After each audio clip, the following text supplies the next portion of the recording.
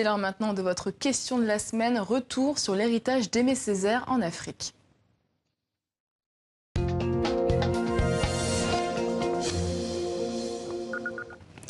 Le 17 avril 2008, Aimé Césaire s'est éteint à l'âge de 95 ans. Chantre de la négritude, le poète et homme politique martiniquais a combattu la colonisation. 10 ans après sa mort, que reste-t-il des relations Antilles-Afrique? On vous a posé la question. Pour en parler, Mohamed Bougarsar, écrivain, est avec nous. Bonsoir. Bonsoir. Alors, avant de revenir sur les réactions des internautes, je vous propose de réécouter Aimé Césaire.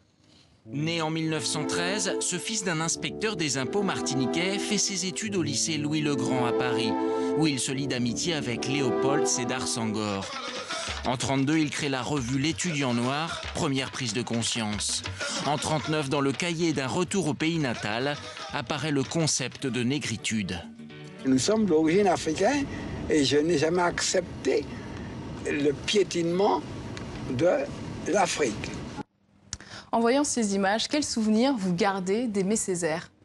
Alors, comme pour beaucoup d'élèves, j'ai un souvenir d'abord scolaire d'Aimé Césaire, mais c'est un souvenir qui ne vaut peut-être pas celui que j'ai en ce moment et qui remonte au moment où je suis entré à Présence africaine pour être publié pour mon premier roman, où là, n'ai pas simplement lu, mais j'ai senti vraiment la présence d'Aimé Césaire dans les locaux. J'ai vu sa signature, c'est un peu fétichiste peut-être de parler ainsi, mais il était présent, il était dans les mémoires, celle de Madame Diop notamment. Et voilà, il était là, c'était quelqu'un qui avait été dans la maison, qui a compté pour la maison, qui a contribué à faire grandir la maison. Mais je reste d'abord un lecteur, avant tout, d'Aimé Césaire. Alors, nos internautes nous ont eux aussi fait part de leurs souvenirs d'Aimé Césaire, comme Mohamed Idoual à Bamako, au Mali. Pour lui, les Africains ont une énorme dette envers Aimé Césaire. Il se sentait africain avant d'être antillais. Qu'est-ce que l'Afrique doit à Aimé Césaire, selon vous, aujourd'hui ? Elle lui doit d'abord, comme le monde entier, d'admirables poèmes, il ne faut pas l'oublier, mais de façon plus spécifique. Il ne faut pas oublier qu'Aimé Césaire a été solidaire dans un certain nombre de grandes luttes qui ont impliqué les Africains et les peuples africains. Je pense notamment à sa solidarité indéfectible avec la Guinée. Il a, dans certains de ses poèmes, beaucoup soutenu le régime de Sékou Touré et son fameux nom de 1958. Et outre cela, il a aussi été un très grand ami, tout ça tout le monde le sait, de Léopold Sédar Senghor, et a toujours considéré en effet que l'Afrique était sa terre originale. Et dans sa poésie aussi, cela se sent, c'est-à-dire qu'on doit donc à Aimé Césaire une solidarité politique, on lui doit des combats, on lui doit aussi surtout une poésie admirable pour le continent. Il a dédié certains de ses poèmes, parmi les plus beaux, au continent africain. Et on lui doit aussi le concept de la négritude. Est-ce que vous pouvez nous expliquer ce que c'est?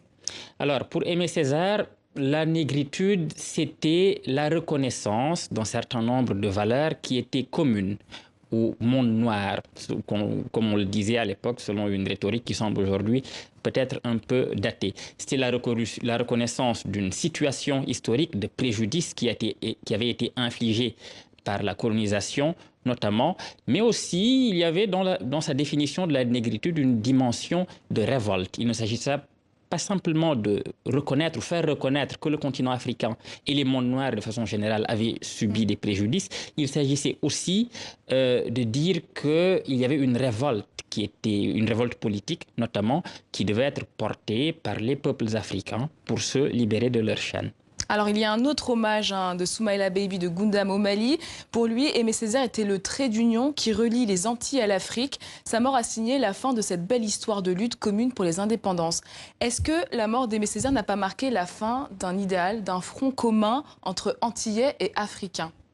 Alors, je dois dire qu'avant même sa mort, ce front commun avait commencé à se fissurer d'une certaine manière, puisqu'il me semble que après les indépendances, de façon très paradoxale, ce qui avait constitué le motif du cheminement commun d'Aimé Césaire, de Léopold Sédar Senghor et de plusieurs autres, a commencé à être remplacé par d'autres désirs, d'autres utopies qu'avaient induites les indépendances africaines elles-mêmes. Donc, de façon très paradoxale, c'est peut-être ce pourquoi toute cette génération s'est battue à militer, qui a commencé également à, pas reléguer au second plan, mais à pousser petit à petit vers l'arrière de la scène leur lutte et combat politique. Est-ce qu'on peut le déplorer? Peut-être, mais il reste que leur souvenir restera, ce qu'ils ont fait restera. Et je crois qu'il y a encore, malgré tout, quand même une relation qui subsiste. C'est simplement qu'elle est plus diffuse, moins frontale, moins unie autour d'idéaux politiques. Alors, ça fait maintenant 10 ans qu'Aimé Césaire a disparu. Il est aujourd'hui très célébré aux Antilles, très peu sur le continent. Alors, Deus Mayulu en RDC estime que la non-commémoration d'Aimé Césaire est due au fait que sa pensée n'a pas été matérialisée, encore moins poursuivie par ceux qui dirigent le continent aujourd'hui. Est-ce que vous êtes d'accord avec cette analyse? Je suis assez d'accord. C'est-à-dire que je crois qu'on ne l'a pas lu, pas énormément. On ne lit plus ce qu'on peut comprendre parce que sa poésie n'est pas la plus simple qui soit, elle est assez hermétique, elle peut être assez difficile, assez exigeante. Et puis, je crois aussi que chez les dirigeants, il manque peut-être ce que beaucoup de chefs d'État de l'époque d'Aimé Césaire avaient, c'est-à-dire une certaine vision politique et une certaine vision de la culture. Voilà, des hommes qui étaient d'abord des gens extrêmement cultivés, qui avaient un rapport très fort à la littérature notamment. Il ne faut pas oublier que ça reste quand même la base, voilà, de l'amitié d'Aimé Césaire et de Léopold Sédar Senghor. Et aujourd'hui, si on ne le connaît plus tellement, si on ne l'a pas tellement célébré sur le continent, c'est parce que son écriture, sa poésie est de moins en moins peut-être comprise. Elle est toujours enseignée, mais comprise, ça c'est autre chose.